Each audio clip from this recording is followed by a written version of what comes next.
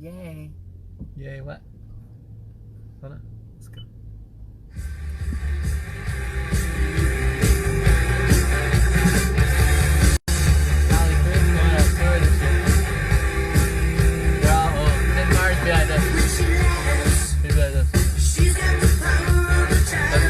Still moving, right? Are you going with them? Going on with who? Are you going on tour with them? No. Alex won't put the band back together, so he doesn't want to do it. Well, we have two in our own They invited office. us, but he doesn't want to do it. We have the singer and the guitarist in our office. Yeah, but you gotta have the originals. I'm gonna have to put Tommy to the test. I want to hear him sing. Tommy? Yeah. He's a great singer. He's awesome. Why are you saying that? Because he is. I want to hear him sing. You do? Yeah. Well, we'll just ask him. He'll be happy to do it. Oh, yeah? Yeah. Why are you being like that for Tommy? Tommy? Yeah. Tommy, do it. No doubt about it. Nothing shy about Tommy. Tommy was our go-to. Like, if we were all hanging out at the bar and there'd be, like, all these girls over there, we'd be like, Tommy, go talk to them. He would open up the conversation, and then we'd work our way over there. He was shy. He's scared of nothing. Nothing. Tommy is, he's a great guy. So, from foreclosure to $15,000 in their pocket. We had a customer who will remain unnamed, of course, who they contacted us because their house was in foreclosure. Actually, we contacted them, right? We came across their name on a foreclosure list, right? You gonna talk or what? You just sit there like this. We have a whole thought process. I mean... What? So anyway, there's a list of foreclosures every week that we typically look at, and we reach out to people. You'd be amazed at how many people are just lost. They don't know what to do. They're like, oh my God, this is horrible, blah, blah, blah, blah, blah. But in reality, there's a lot of things they can do. So had we not reached out to this person and this person not have responded, if they had ignored it, they would have lost their house would be in foreclosure, they wouldn't have any money. In fact, they could even have a deficiency judgment. What's a deficiency judgment? Against you. Yeah, so the balance of the loan, right? Right. So they could even have a deficiency judgment. But because we reached out and because they responded to us, we had a number of things that we could do. So let's take the process from A to Z. So the first thing you did was you reached out to them, right? Yeah. Okay, and what did they do? Reach out to them. And they then, had a million questions. Correct. And so we met with them, right? Yeah. And we answered all their questions, right? But it was amazing how little that they knew about the entire process. I mean, who would? I mean, how many times in your life do you go through foreclosure? Hopefully never. Yeah. But certainly not more than once. I mean, so if you've never been, it's terrifying. What's the first thing that happens? I mean, first thing they do that just scares the hell out of you. What do they do? You don't know?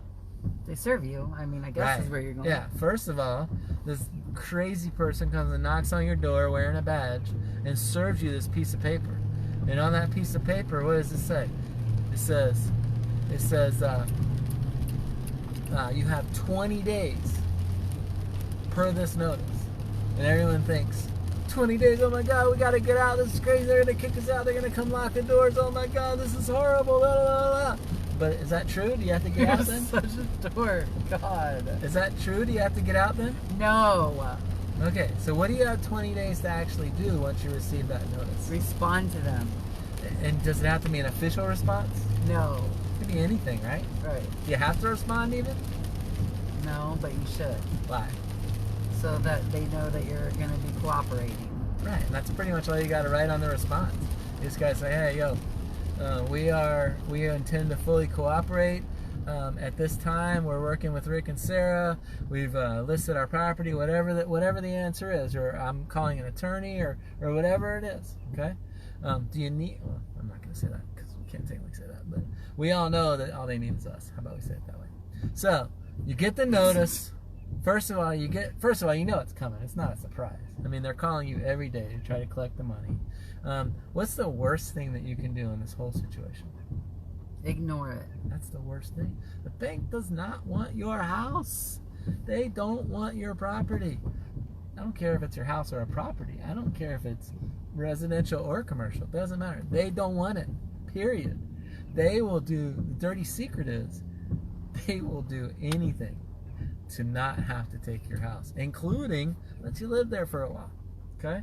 So it's not like it used to be, but they want to cooperate. So on this particular one, so they got served, you reached out to them, they met, so the first thing they did was cooperate. So what did you do at that point? After they contacted you and they signed what? A listing agreement. Yeah, but what did they sign before that? Before we even listed it? So that you could talk to the bank. Oh, I don't know what that's called. An authorization form. Right. They signed an authorization so that Sarah could talk to the bank on their behalf. So she called the bank. What'd you ask her? Oh, God. The balance on the loan. Okay. And then, so the payoff, the loan payoff, which is that just the balance of the loan, or does that include other things? Well, the payoff includes the legal fees. Right. So there's legal fees, there's late interest, there's penalties, all kinds of stuff, right? Okay. What is the second thing that you asked them? How much it is to do what?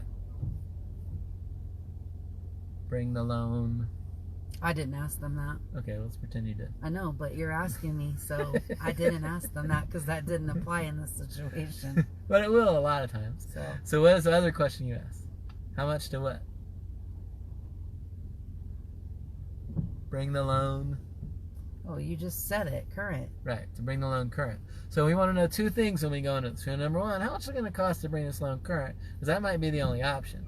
We might have to find someone to bring the loan current, and you might have to sell the house.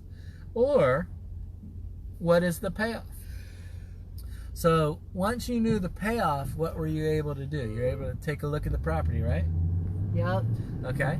And what did you figure out when you looked at the property? The price. What it was worth, right? Yep. And we determined for that particular property, or you determined for that particular property, that it was worth more than the payoff, right?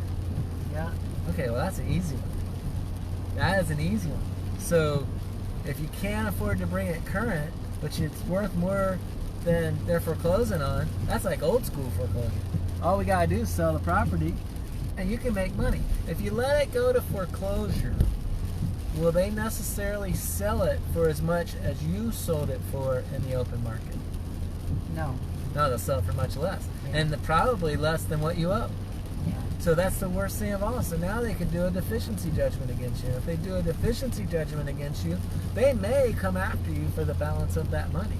Whereas if you just picked up the phone and called us, then we'd have been like, you know what? The answer might have been that you owe too much and we're not going to be able to get you any money, but we'll at least be able to do a short sale. We're keeping you awake? Keeping you up? All right, so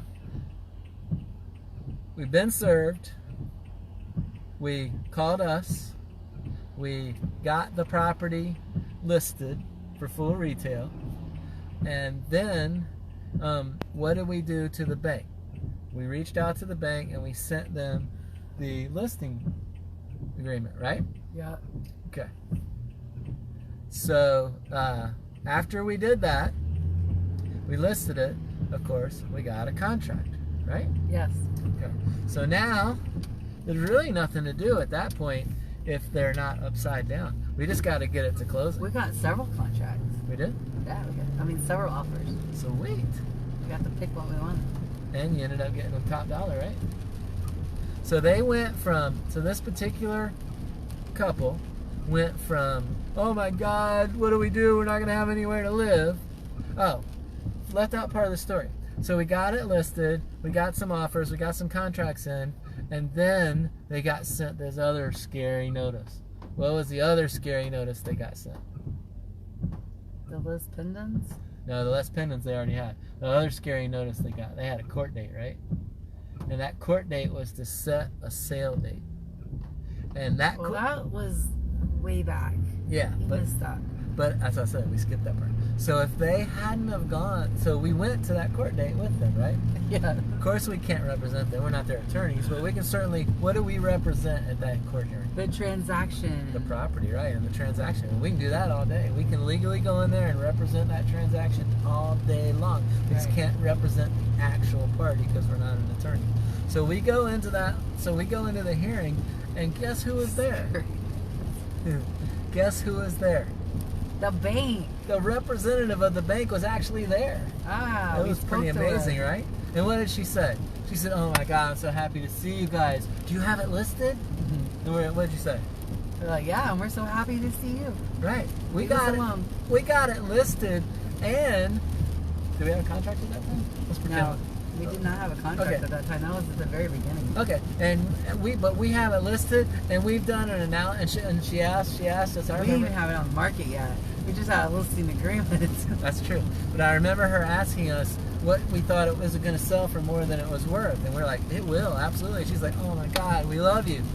And she said, let me extend this thing. We don't want to foreclose on you right now. We want to extend it because we want you to sell it so we don't have to foreclose on it.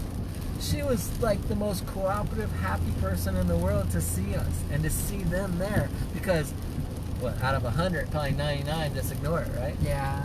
So you're ready to work with them. They're like, oh my God, you're a godsend. We're happy to see you. So we talked to her. She canceled. She didn't cancel sale, but they gave us 120 days, 90 days, something like that.